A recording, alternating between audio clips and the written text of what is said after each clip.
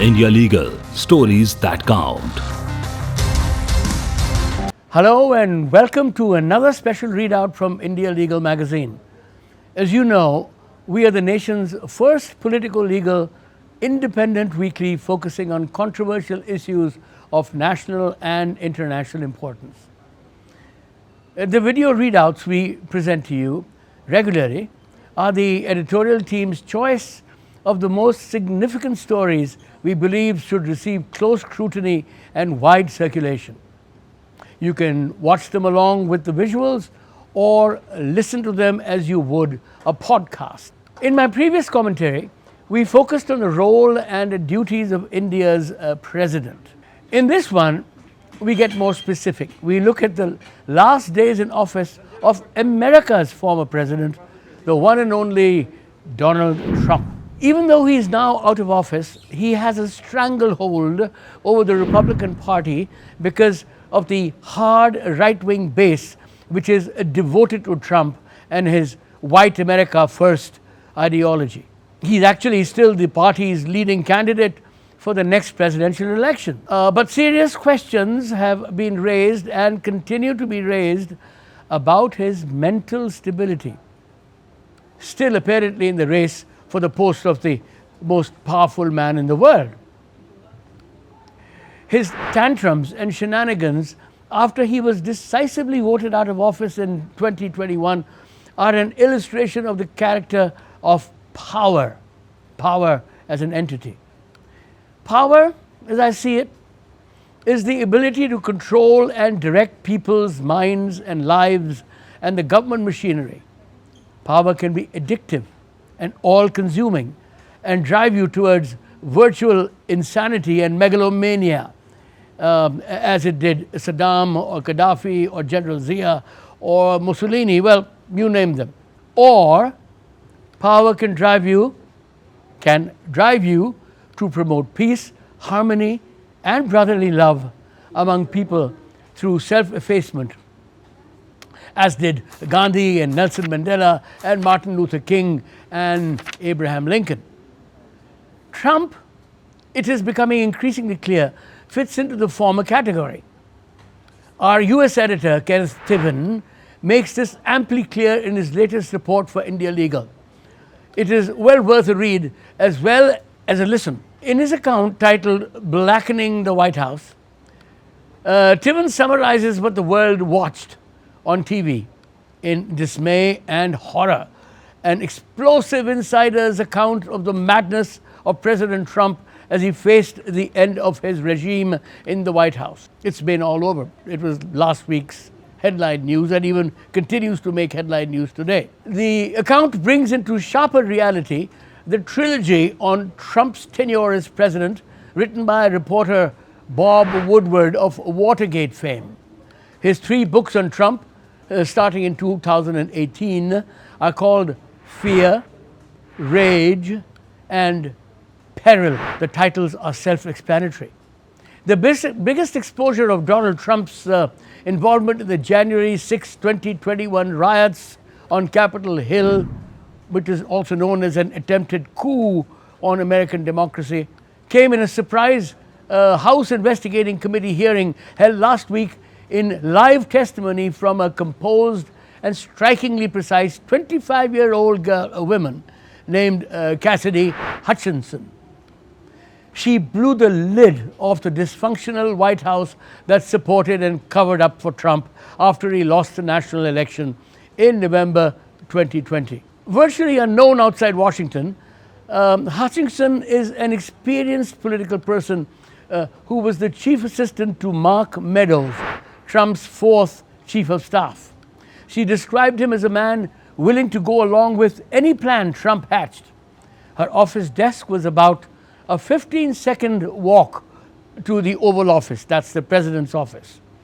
And she was routinely involved in almost everything her boss, the president, did. She was familiar on Capitol Hill, having previously worked for Senator Ted Cruz and Representative Steve Scalise, both influential hard right-wing conservatives.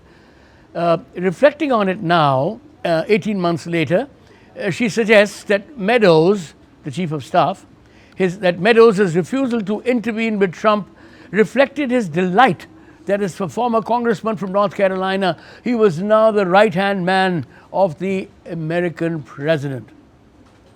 Hutchinson says Meadows spent most of his time on the phone, either calling or using text messages.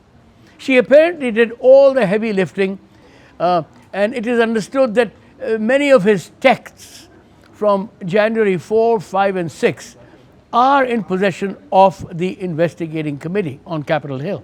Meadows himself was cited for contempt of Congress for refusing to testify before this committee. How bizarre was the end of the Trump era? Before speaking at the Ellipse, that's right outside the White House, the road that leads to Capitol Hill, which is like the Parliament of the US, it's called the Ellipse. On the morning of the 6th, the president was addressing a crowd of his supporters and refusing to believe the popular verdict that went against him. The president angrily complained to Cassidy Hutchinson and the Secret Service that there weren't enough people in the seating area for his speech. Trump was told that many attendees didn't want to pass through security. The security magnetometer, also known as the magnetometer, which detects metals and weapons. The crowd didn't want to go through them because the weapons would be confiscated.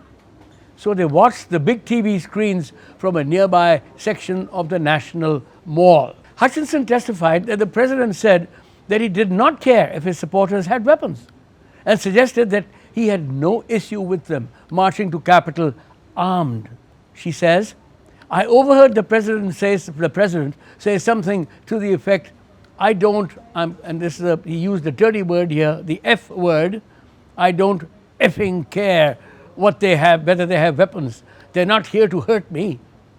Take the effing mags away. That's the magnetometers. Magnetometer is the tongue twister. Take the effing mags away. Let my people in. They can march to the Capitol from here.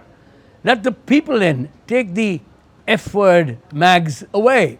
She said Meadows told her that Trump agreed that Vice President Mike Pence, who certified the election of the new president, deserved to be hung for not following presidential orders to disrupt the congressional acceptance of the votes from the states. That's the votes, the electoral college votes that elected the president. Trump really wanted to go to Capitol Hill with the supporters.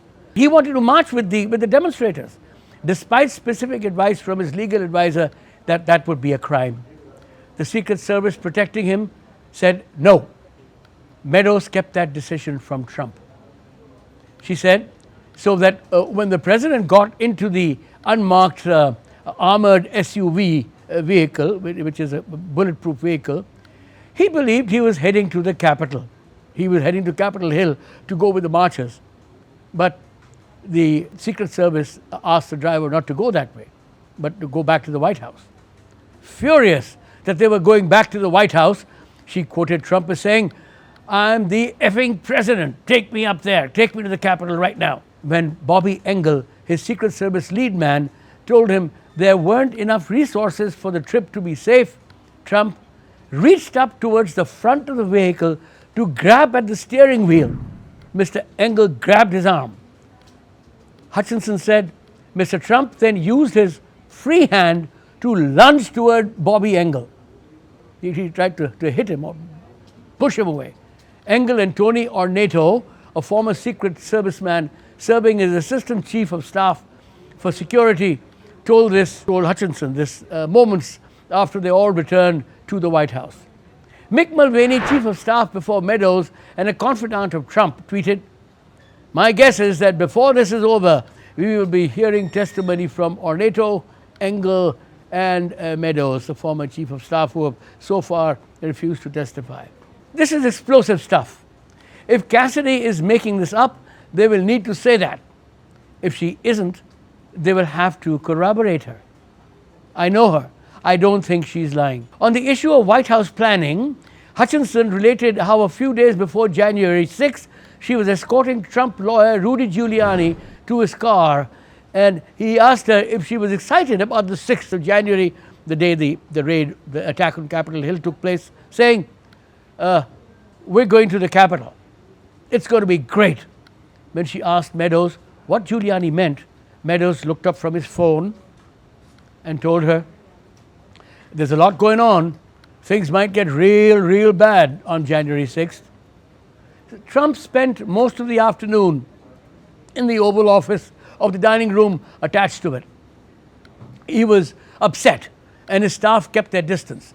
At one point, he was so angry, he threw his lunch plate against the wall and then dumped the table contents on the floor.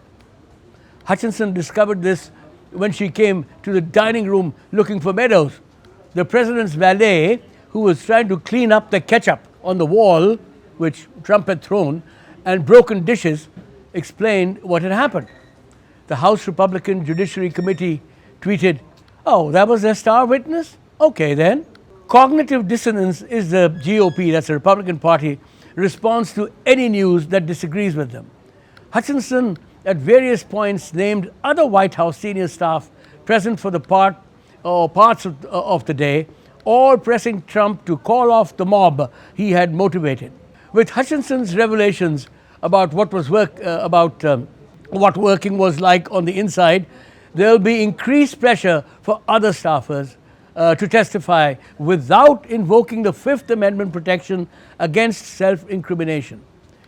Committee Chairman Barry Thompson hinted that someone who had testified might like to come back and revise what they said. This is also reminiscent of President Richard Nixon's behavior in the White House when the impeachment for Watergate crimes became imminent.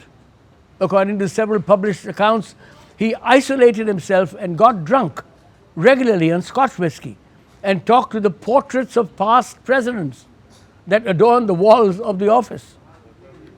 There is a famous Hindi saying about the correlation of power to megalomania. Vipreet buddhi vinash kare. It means those whom the gods want to destroy, they first drive mad. Let's see if this holds true for Trump as it has for other authoritarian, narcissistic despots. Trump may be unhinged and defeated in the presidential race, but so far he has not been politically destroyed. Does that sound scary? This is your host, Inderjit Badhwar. Until next time, goodbye for now. India Legal, stories that count.